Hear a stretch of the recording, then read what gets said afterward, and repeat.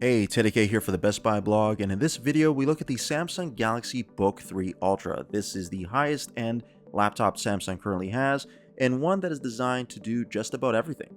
Samsung likes the word ultra when it comes to something bigger and better, and that seems to apply here to the Galaxy Book 3 Ultra, which you can tell, as you can see, is a pretty big laptop. It has a 16-inch display, it's got a huge trackpad, full keyboard. It is a beast as far as laptops go when it comes to how big it is, but also what's supposed to be under the hood.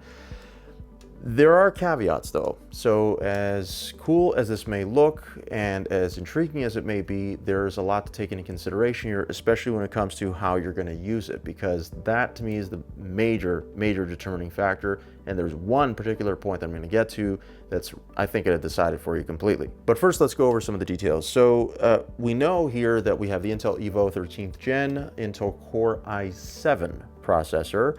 There is 16 gigs of RAM. This is the review unit I had, 16 gigs of RAM with 512 gigs of storage, although you have the option also to upgrade to 1 terabyte. Unfortunately, I haven't found options to upgrade to 32 gigs of RAM or to upgrade to a different graphics card. So right now, this unit had the NVIDIA RTX 4050, whereas I would have preferred something like the 4070, which is already out now, and I've seen in action, it's really good. So configuration wise, you are somewhat limited because it's more about internal storage. And frankly, if you are going to get this laptop, you might as well get the 1 terabyte of storage, because 512 is not going to be enough, especially if you plan on using this for a lot of creative pursuits or for gaming or both. There's a couple things to like off the bat. Number one is obviously the weight relative to the size. So despite the fact that this is a bigger laptop, it weighs just shy of 4 pounds. It's pretty good, all things considered. It is thin and light, which is always nice.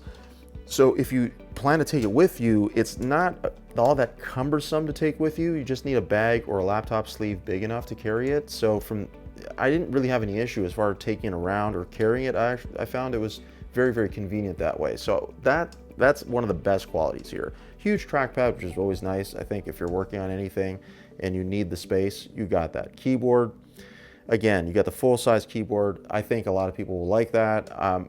I liked it. My one gripe, and this happens year after year with Samsung's laptops, especially the really good ones, or at least the most popular, or the ones that they say are the best in their lineup, is that shift key on the left side, this one right here, that is basically half the size of other keyboards.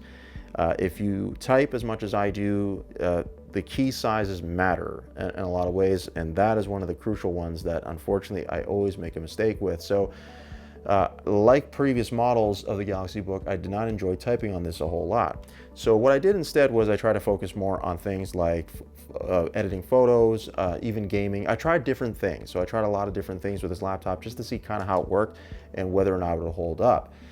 You can game on this. I played Xbox Game Pass on this, both with cloud games, but also I installed some games on here. It was not a problem. The games ran quite smoothly. The screen is beautiful, very nice. So no problems there. I even hooked it up to a couple monitors. No problem there either.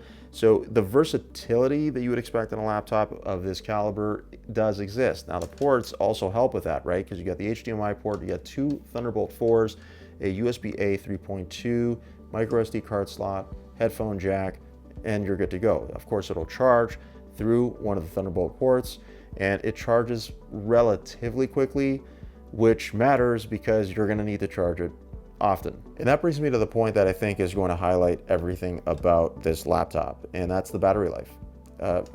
While the device is more than capable of handling a lot of different tasks, and whether it's multitasking or whether you're doing something that's fairly intensive, again, like me, you may wish that there was a better video card, especially for the price, that there was a better graphics card and certainly more RAM.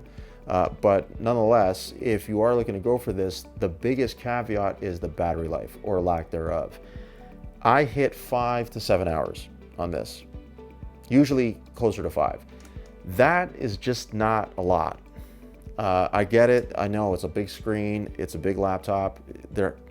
I know some corners, I guess, had to be cut to make it thin and light the way it is.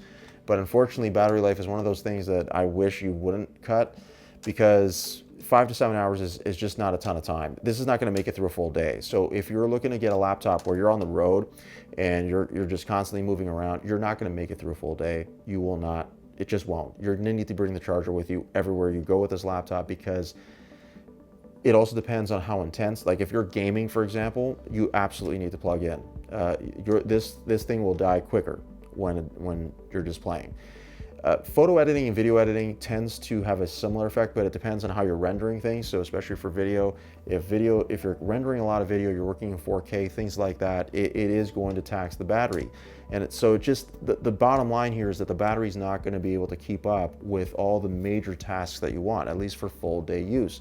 So when you carry this around, thin and light as it is, you're going to have to bring the charger with you. So that is, to me, again, there are other laptops that are similar size or at least have similar specs that can last longer, and that might be something you want to consider before you really jump into this one.